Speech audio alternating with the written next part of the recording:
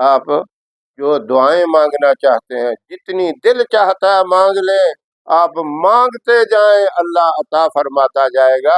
یہ مبارک وظیفہ اللہ ہم سب کو کرنے کی توفیق عطا فرمائے۔ میری مائیں، بہنیں، بیٹیاں، بسم اللہ الرحمن الرحیم In the name of Allah, the Beneficent, the Merciful.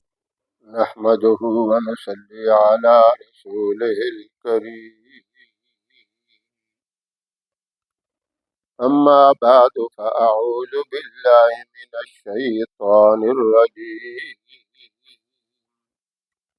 بسم الله الرحمن الرحيم۔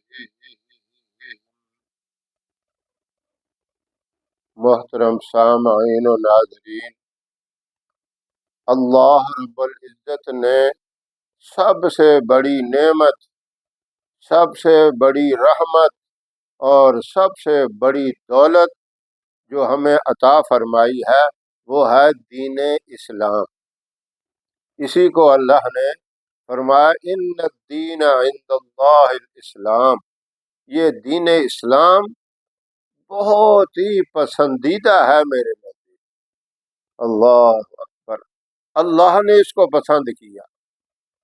کتنی عمدہ چیز ہے یہ، کتنے خوش نصیب ہیں وہ لوگ، کتنے مقدروں والے ہیں جو اس دین اسلام کے اوپر صحیح معنوں میں عمل کرتے ہیں، چلتے ہیں، اپنی زندگیوں میں اس کو رائج کرتے ہیں، اپنے گھروں میں، محلوں میں، برادری میں، قبیلے میں، خاندان میں، اپنے ملکوں میں اس کی دعوت دیتے ہیں، ایک دوسرے تک یہ پیغام پہنچاتے ہیں اور انہیں سمجھاتے ہیں کہ اس دین اسلام کو اللہ نے پسند کیا، اور جس ذات اقدس پہ بھیجا اس کی شان بھی دیکھو کتنی، اور جو اس کو لے کر آئے ان کی شان بھی دیکھو۔ لانے والا جبرائیل امین ان کے ذریعے پہنچا، اور یہ پھر ایک دم فوراً نہیں مل گیا، 23 سال میں آہستہ آہستہ جیسے جیسے ضرورت پڑتی گئی جبرائیل امین اللہ کا پیغام آپ صلی اللہ علیہ وسلم تک پہنچاتے رہے۔ یہی ہے دین، یعنی جس کی طرف سے دین آیا اس کی طاقت کا تو اندازہ نہیں لگا سکتے آپ، اس کی بڑھائی اور اس کی شان کا تو اندازہ نہیں لگاتے۔ ہر طرف یہی گونج ہوتی ہے، اللہ اکبر، اللہ اکبر، اللہ بہت بڑا ہے۔ اذانوں میں، نمازوں میں، وظائف میں اللہ کی کبریائی بیان ہوتی ہے، اور پھر جو لانے والے جبرائیل امین فرمایا اگر وہ اپنے پروں کو کھول دیں پوری دنیا کے اوپر چھت پڑ جائے، اور اپنی اصلی شکل میں آ جائیں تو ان کے پاؤں اگر زمین پہ ہوں تو ان کا سر 7ویں آسمان پہ جا کے لگتا ہے۔ اتنی بڑی طاقت والے، انسان کی عقل میں یہ بات نہیں آتی، اور اتنے بڑی طاقت والے اس کو لانے والے، اور جس ذات اقدس پہ یہ دین لایا گیا وہ کوئی معمولی ہستی ہے۔ فرمایا ساری کائنات کے لیے میں رب العالمین ہوں، اور میرا محبوب سب کے لیے رحمت للعالمین، کسی قوم کے لیے نہیں، کسی قبیلے کے لیے نہیں، کسی خاندان کے لیے نہیں، کسی ملک کے لیے نہیں، پوری دنیا کے لیے۔ اور پھر یہ نہیں، صرف دنیا نہیں، آسمان والوں کے لیے بھی، سمندر کی تہ تک جو مخلوق ہے، جو مچھلیاں ہیں، ان کے لیے بھی وہ رحمت ہے۔ اس رحمت والے نبی کے اوپر یہ دین آیا۔ اب اس رحمت والے نبی نے ہمیں اللہ سے مانگنے کا طریقہ بھی بتایا، اس کا سلیقہ بھی بتایا، ڈھنگ بھی بتایا کہ اس انداز سے، اس طریقے سے اللہ سے مانگو گے تو تمہاری دعا کبھی بھی رد نہیں ہوگی، تمہاری پکار کو اللہ رد نہیں کرے گا، تمہاری حاجت کو اللہ پورا کرے گا، سنے گا۔ اللہ سنتا بھی ہے، جواب بھی دیتا ہے۔ کیسے؟ آپ جس سے بھی بات کریں، وہ آپ کی بات کو اگر سنے اور اس کا جواب نہ دے تو آپ کیا کہیں گے؟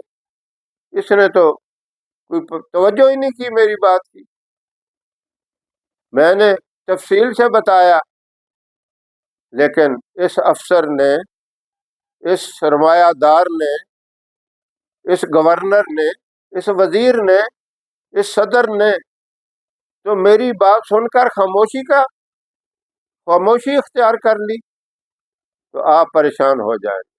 اللہ کہتا میں سنتا بھی ہوں، جواب بھی دیتا ہوں۔ اور کیسے اللہ کو ہم پکارتے ہیں؟ ایک طریقہ تو بہترین، اعلیٰ، افضل یہ بتایا کہ جب میرے ساتھ ملاقات کرنی ہو، میرے ساتھ کوئی بات کرنی ہو، ویسے ہی نہیں آ جانا، باوضو ہو کے، صاف کپڑے پہن کے اس جگہ پہ آنا جو جگہ ساری روئے زمین میں سب سے افضل ہے۔ وہ کون سی جگہ ہے؟ وہ مسجد سب سے افضل ہے۔ وہاں آ کے آپ نے مجھ سے مانگنا ہے۔ آپ نے کیسے مانگنا ہے؟ پہلے اللہ کی تعریف کرنی، اللہ کی حمد و ثنا بیان کرنی ہے۔ نماز شروع کرتے ہیں، ثنا کے بعد سبحانک اللہم جب یہ کہتے ہیں، سبحان اس لفظ پہ بولا جاتا ہے جو بہت بڑی شان والا ہو، اس کے لیے سبحان کا لفظ استعمال ہوتا ہے۔ ویسے بھی بندہ کوئی چیز دیکھتا ہے نا، عجیب و غریب کوئی چیز دیکھتا ہے، کوئی بڑی عالیشان چیز دیکھتا ہے، بے اختیار اس کی زبان سے نکلتا ہے سبحان اللہ۔ ہاں، تو اللہ کتنی بڑی شان والے، کتنی قدرت والے۔ اللہ کہتے ہیں جب تم نماز کے لیے کھڑے ہو تو شروع کرو سبحانک اللہم وبحمدک۔ حمد کہتے ہیں تعریف کو، ساری تعریفوں کے لائق ایک اللہ ہے۔ اور پھر سورہ فاتحہ ایسی چیز ہے، فرمایا جو سارے قرآن کے اندر درج ہے، اس کا خلاصہ، اس کا نچوڑ، اس کا لب لباب اللہ نے سورہ فاتحہ کے اندر داخل کر دیا۔ فرمایا جب مجھ سے بات کرتے ہو، ہم کلام ہوتے ہو، باوضو آتے ہو، صاف ستھرا لباس پہن کے آتے ہو، مقدس جگہ پہ آتے ہو، تو کہتے ہو الحمدللہ رب العالمین، تو میں آگے سے جواب دیتا ہوں۔ تم تو کہتے ہو ساری تعریفوں کے لائق وہ اللہ ہے، وہ رب ہے جو ساری کائنات کا رب ہے، رب العالمین ہے۔ تو اللہ آگے سے جواب دیتے ہیں حمدنی عبدی، میرا بندہ میری تعریف کرتا ہے۔ یہ جواب کہاں دیتے ہیں؟ فرشتوں کی نورانی مجلس کے اندر، ان کی محفل کے اندر اللہ یہ جواب دیتے ہیں۔ دنیا کے بادشاہوں کی طرح نہیں، ان سے بات کرو تو جواب نہ دے، اللہ سنتے بھی ہیں، جواب بھی دیتے ہیں۔ پھر بندہ کہتا ہے الرحمن الرحیم، اللہ کہتے ہیں مجدنی عبدی، میرے بندے نے میری بزرگی بیان کی، میری شان بیان کی۔ اب یہ ترجمہ تو آپ جانتے ہو، میں اگر سارے ہی کرنے لگوں تو سارا وقت اسی پہ لگ جائے گا۔ سورہ فاتحہ کے اوپر تو ایک 10-15 منٹ کی بات نہیں، علماء نے بڑی بڑی کتابیں لکھی ہیں، اس کے اوپر بڑی تفسیریں لکھی ہیں، کیونکہ جو سارے قرآن میں ہے وہ سورہ فاتحہ میں۔ اسی لیے نماز کے اندر اس کا پڑھنا ضروری ہے۔ سارا قرآن تو نماز میں کوئی نہیں پڑھ سکتا، فرمایا جس نے سورہ فاتحہ پڑھ لی سمجھ لو اس نے سارا قرآن پڑھ لیا۔ اس میں دعا بھی ہے، اور اس میں اللہ سے مانگنے کا ڈھنگ اور سلیقہ یہ بھی سکھایا گیا، اللہ سے وعدے بھی ہیں وہ بھی بتائے، اور انسان اپنے ہدایت کے لیے دعا کرتا ہے وہ بھی اس کے اندر ہے۔ مختصر میں بتا دوں اہدنا الصراط المستقیم، جب یہ دعا کرتا ہے بندہ کہ اے اللہ تو مجھے سیدھے راستے پر چلا، تو اللہ اس کا بھی جواب دیتے ہیں لک ما سألت، اے میرے بندے تو نے جو مانگا میں نے عطا کر دیا۔ کتنی بڑی بات ہے۔ پھر ایک بندہ اللہ سے وعدہ کرتا ہے ایاک نعبد و ایاک نستعین، اے اللہ میں تیری ہی عبادت کرتا ہوں اور تجھ ہی سے مانگتا ہوں۔ تو اللہ پھر کہتے ہیں ھذا بینی و بین عبدی، یہ میرے اور میرے بندے کے درمیان ایک معاہدہ ہے، ایک ایگریمنٹ ہو گیا ہے۔ بندہ میرا کہتا ہے میں کسی کے سامنے سر نہیں جھکاؤں گا، کسی کے سامنے اپنی جھولی نہیں پھیلاؤں گا، کسی سے کچھ مانگوں گا نہیں، اے اللہ تیرے ہی در پہ جھکوں گا، تیرے سامنے جھولی پھیلاؤں گا۔ یہ ایسا در ہے جہاں سے مانگنے میں کوئی شرم نہیں، کوئی عار نہیں۔ فرمایا خالی ہاتھ آؤ گے دامن بھر کے لے جاؤ گے، جولیاں بھر کے لے جاؤ گے۔ دنیا والے تو کہیں گے ہاں کچھ لے کے آؤ گے تو کچھ لے کے جاؤ گے، یہاں کچھ لانے کی ضرورت نہیں، صرف مانگ لو، اپنی جبین نیاز کو جھکا لو، اپنی پیشانی کو میرے سامنے جھکا لو، آنسو بہا لو۔ ندامت کے آنسو بہانا تمہارا کام، عطا کرنا میرا کام۔ تم مانگتے اچھے لگتے ہو، میں عطا کرتا اچھا لگتا ہوں۔ تو یہ مختصر میں نے ابھی آپ سے بتایا، بڑی لمبی تفصیل ہے، لیکن اصل مقصد کی طرف ہم آتے ہیں۔ یہ ڈھنگ ہے، آپ نے نمازوں کی پابندی کے بعد پھر اللہ سے کس طرح مانگنا ہے۔ یہ سورہ فاتحہ کو تو مت بھولے، یہ آپ نے صبح فجر کی نماز کے بعد یا اشراق کے بعد اس کو آپ نے 3 مرتبہ پڑھنا ہے، اول آخر درود شریف کے ساتھ۔ درود شریف کی کوئی پابندی نہیں، 1 دفعہ پڑھیں، 3 دفعہ پڑھیں، 5 دفعہ پڑھیں، 7 دفعہ پڑھیں، 3 مرتبہ سورہ فاتحہ کو پڑھ کے پھر آپ نے ایک مختصر سا وظیفہ ہے، اتنا زبردست وظیفہ ہے، سمجھ لو کہ یہ دولت کا سمندر ہے۔ اس کی برکت سے اللہ اپنے خزانوں کے منہ کھول دیتے ہیں۔ کیسے کھول دیتے ہیں؟ جیسے مشکیزے کا منہ کھول دیا جائے، اس سے پانی کتنی تیزی سے نکلتا ہے، یعنی 1 منٹ نہیں لگتا، سارا مشکیزہ خالی ہو جاتا ہے۔ یوں سمجھ لیں کہ اللہ اپنی رحمتوں کے دریا ایسے بہا دیتا ہے کہ منہ جیسے کھل جائے، ڈھیر لگ جاتے ہیں، دولت کے انبار لگ جاتے ہیں، اس کے خزانوں میں کوئی کمی نہیں۔ ایک مشکیزہ کھلتا ہے، دوسرا آتا ہے، وہ کھلتا ہے، تیسرا کھلتا ہے، اتنی رحمت اور اتنی دولت کے انبار لگ جاتے ہیں، بندہ حیران ہوتا ہے کہ میں کہاں رکھوں، کہاں دوں۔ ایسے لوگ آپ نے دنیا میں دیکھے ہیں جن کو اپنی دولت کا کوئی حساب نہیں ہے، اللہ نے ایسی بھی عطا کی ہوئی ہے۔ یہ معاملہ اس بندے کے ساتھ ہوتا ہے۔ وہ وظیفہ کیا ہے؟ مختصر سا ہے، سبحان اللہ، جیسا آپ نے نماز سبحان کے لفظ سے شروع کی تھی، سبحان اللہ وبحمدہ وعدد خلقہ وزینت عرشہ۔ کتنا آسان، کتنا مختصر۔ اب یہ جو لفظ میں نے بولا ہے نا آخر میں، زینت عرشہ، اس کے ساتھ ایک اور بھی چھوٹا سا ملا لیں، یہ ملتے جلتے ہیں، میں لفظ اس لیے بتا رہا ہوں۔ وزینت فرشہ، زینت عرش ہی بھی کہیں اور زینت فرش بھی کہیں۔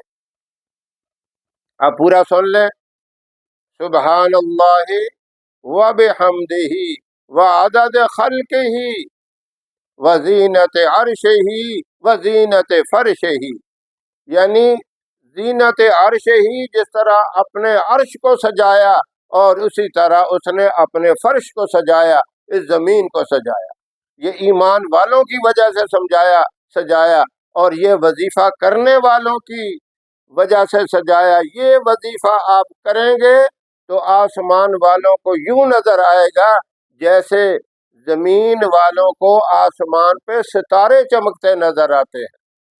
فرشتے جب دیکھیں گے جس گھر میں یہ وظیفہ ہو رہا ہے وہ گھر ستاروں کی طرح چمکتا ہوگا، جس دفتر میں ہو رہا ہے وہ دفتر ستاروں کی طرح چمکتا ہوگا، اور جس مسجد میں ہو رہا ہے وہ مسجد ستاروں کی طرح چمکتی ہوگی۔ تو فرشتے دوڑے آئیں گے، آگے دیکھیں گے، اللہ سے وہ بھی دعا کریں گے، یا اللہ تو اس کو دنیا کی ہر راحت، دنیا کا ہر سکون، دنیا کا ہر طرح کا چین نصیب فرما، اور آخرت میں بھی تمام نعمتوں سے جنت الفردوس کے اعلیٰ بالا خانوں کے اندر اس کو جگہ عطا فرما۔ سبحان اللہ، کتنی بڑی بات ہے۔ یہ عمل آپ نے اسی طرح رات کو بھی، عشاء کے بعد سے لے کر صبح تہجد تک ٹائم ہے رات کا، تو رات کو بھی آپ نے پہلے درود شریف پڑھنا ہے، جتنا مرضی پڑھے، وہ میں نے پہلے بھی بتایا، 1 دفعہ پڑھیں، 3 دفعہ پڑھیں، زیادہ پڑھیں، ہاں جی، اور اس کے بعد 3 دفعہ سورہ فاتحہ پڑھیں۔ اس کے ترجمے کو ذہن کے اندر رکھ کے، ترجمہ کرنا نہیں ہے، جو پڑھتے جائیں دماغ میں بٹھاتے جائیں کہ اس کا یہ مطلب ہے، یہ مفہوم ہے، اور اس کے بعد پھر 3 ہی مرتبہ یہ پڑھیں، سبحان اللہ و بحمدہ و عدد خلقہ و زینت عرشہ و زینت فرشہ، اور آخر میں پھر اسی طرح درود شریف پڑھ کے آپ جو دعائیں مانگنا چاہتے ہیں، جتنی دل چاہتا ہے مانگ لیں، آپ مانگتے جائیں، اللہ عطا فرماتا جائے گا۔ یہ مبارک وظیفہ اللہ ہم سب کو کرنے کی توفیق عطا فرمائے۔ میری مائیں، بہنیں، بیٹیاں بھی کر سکتی ہیں، صرف مردوں کے لیے نہیں ہے، سب کے لیے اجازت ہے۔ اللہ سب کو توفیق عطا فرمائے۔ وآخر دعوانا ان الحمد للہ رب العالمین۔